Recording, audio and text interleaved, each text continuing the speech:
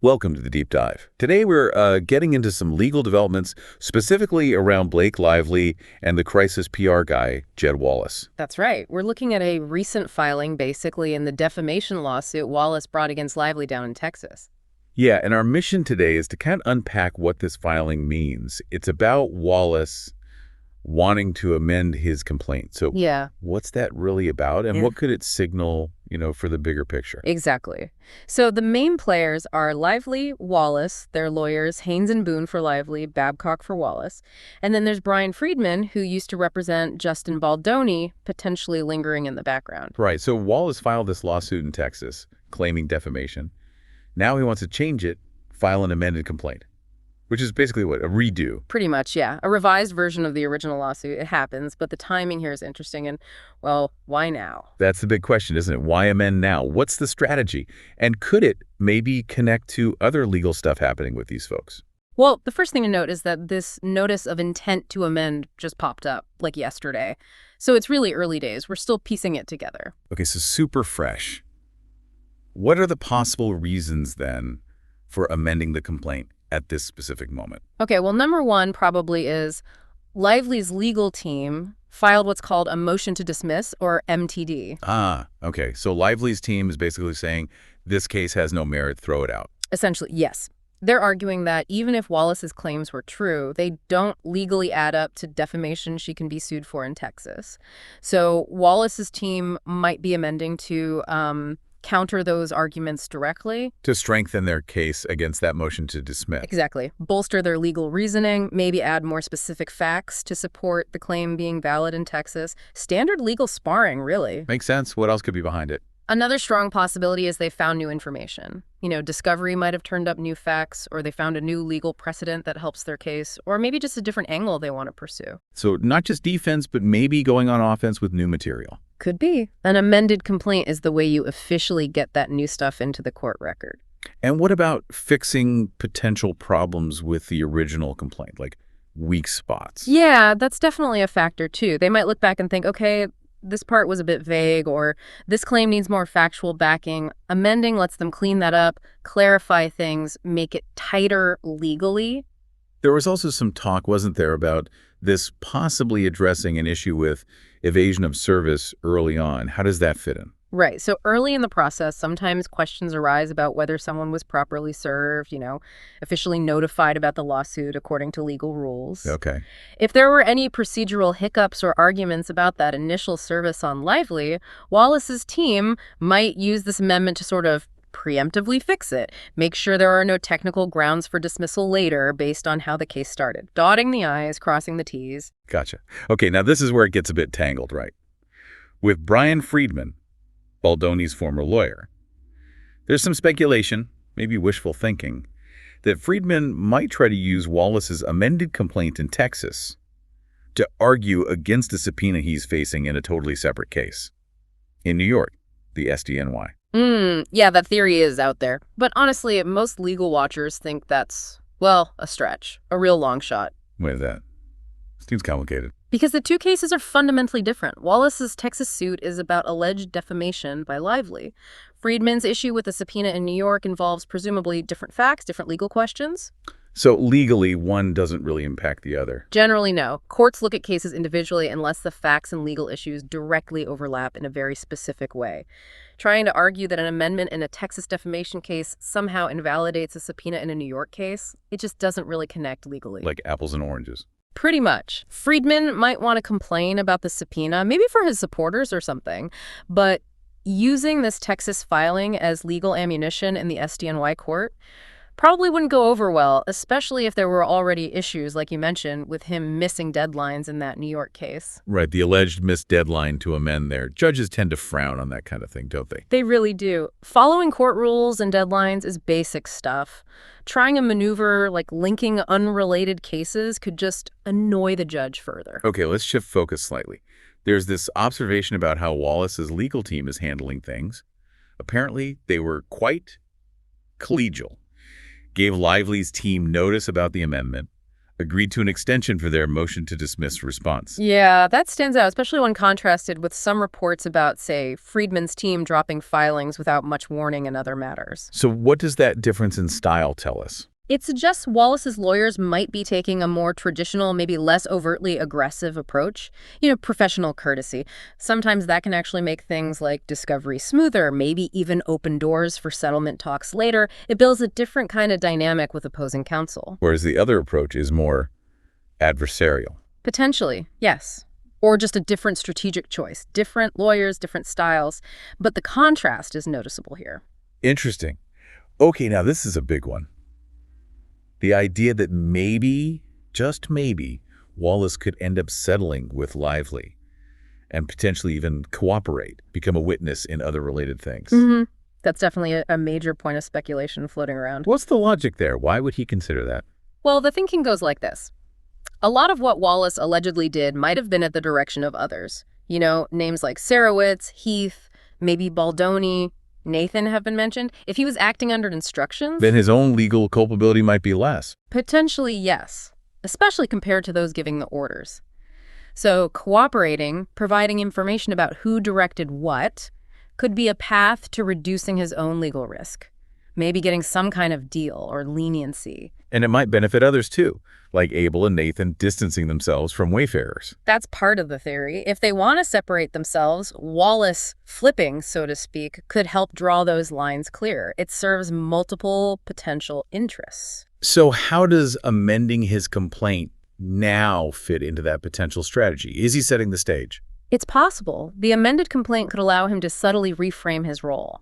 Maybe emphasize the "I was just following orders" aspect more strongly. Laying the groundwork. Exactly. Making himself appear more like someone who was directed rather than a primary actor. That could make him a more appealing witness for Lively's side, potentially leading to a settlement where he agrees to testify or provide information in exchange for Lively dropping the Texas suit against him. Wow. So basically positioning himself to potentially switch sides or at least become neutral. That's the speculation. It's a strategic pivot if that's indeed the plan. What about his career?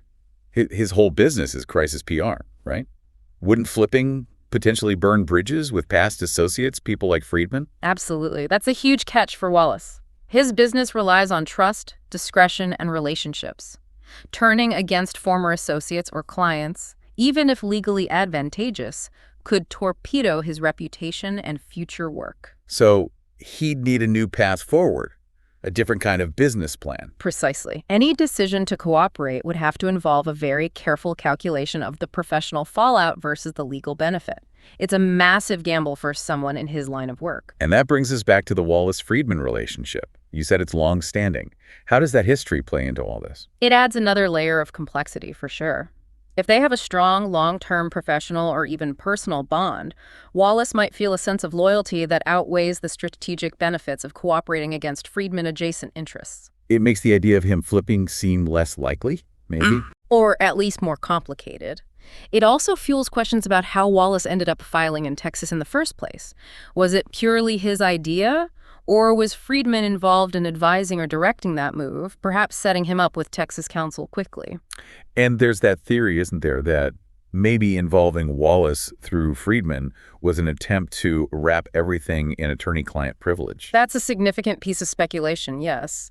The idea being, if Friedman was involved from the start in Wallace's Texas action, maybe communications about it could be shielded. How would that work? Or maybe not work? Well, for the privilege to hold, there needs to be a genuine attorney seeking legal advice relationship. If Friedman was acting more like an intermediary or directing strategy rather than giving Wallace specific legal advice on the defamation claim itself, the privilege might not apply to all their communications about it. So it could be challenged. Definitely. And if that challenge succeeded and the privilege was pierced, What happens then? then Friedman could potentially become a fact witness. Someone whose testimony about what happened, who said what, is relevant evidence. And that could happen in both the Texas case and the SDNY case. And if he becomes a witness? An attorney generally can't act as both lawyer and necessary witness in the same case. It creates a conflict of interest. So it could potentially lead to him being disqualified as counsel in those matters. That would be a huge shakeup. Wow, okay. That really raises the stakes. This connects to that other point about attorney-client privilege. The practice of people at Wayfarers supposedly copying Friedman on emails to preserve privilege. How solid is that, legally speaking? Generally considered pretty shaky. Just CCing a lawyer doesn't automatically make a conversation privileged. Really? Seems like an easy loophole if it worked. Right. But privilege protects communications made for the purpose of getting legal advice. If it's just business chat between non-lawyers, adding a lawyer to the CC line doesn't magically cloak it. Courts look at the actual purpose and content. So during discovery, the other side could argue those emails aren't privileged. Absolutely. They'll likely fight hard over it. The court might even appoint a special master, like a neutral third party, to review all those emails and decide which ones are truly privileged and which aren't. They could end up redacting Friedman's name off a lot of things if the privilege claim doesn't hold up. And you mentioned the crime fraud exception. What's that about? That's a major exception to attorney-client privilege. Basically, if communications, even with a lawyer, are made to help commit or plan a crime or fraud, the privilege doesn't apply. So if emails showed planning for something illegal. Even if a lawyer was copied, those emails likely wouldn't be protected. They could become evidence. It's a way to stop privilege from being used as a shield for wrongdoing. Okay, stepping back a bit. There was also the point that Wallace wasn't initially named as a defendant in Lively's first complaint against others. Was that maybe strategic? Very possibly. Sometimes plaintiffs deliberately don't sue everyone at once. They might hold back on someone like Wallace, hoping he'd be more willing to cooperate or provide information if he wasn't also defending himself in court. A carrot instead of a stick, initially. Kind of, yeah. Keep him out of the direct line of fire, see if he'll talk. It's a common tactic to gather evidence. And for Wallace, thinking about his business again, why would subpoenas be particularly bad for him? More so than for others. Because his entire business is built on discretion and confidentiality. Clients hire him to manage sensitive crises. If he's constantly getting subpoenaed, forced to potentially reveal client communications or strategies. Future clients might hesitate to hire him. Exactly. It could severely damage the trust that's essential to his work. It signals risk to potential clients, the risk that their secrets won't stay secret if they work with him. Makes sense. Okay, one last crucial legal point, jurisdiction. Wallace's company was based in California, right? So why is he suing Lively in Texas? His amended complaint might need to really nail down why Texas is the right place. That's fundamental. Jurisdiction is about whether a court has the power to hear a case. Wallace has to show a strong enough link between Lively's alleged defamatory statements, the harm he claims to have suffered, and the state of Texas. How does he do that? Maybe argue the statements were widely published in Texas, or that his reputation was primarily damaged there, or that Lively has significant contacts with Texas relevant to the lawsuit. If he can't convince the judge... Lively could get the case dismissed in Texas, or moved. Correct. Dismissed for lack of jurisdiction or transferred to a court that does have proper jurisdiction, like California maybe. So strengthening the jurisdictional argument in the amended complaint is likely a top priority for his lawyers. So Wallace's team is juggling a lot, perfecting their case in Texas while maybe glancing over their shoulder at the risk of getting pulled into the SDNY proceedings. Seems that way. For now, the focus appears to be squarely on making the Texas case as strong as possible on its own terms. This amendment is the first big step in that process. All right, let's try to wrap this up. The main thing today is Jed Wallace signaling he's amending his Texas defamation suit against Blake Lively. Right, and the big question is why? Is it just a standard legal move to counter her dismissal attempt?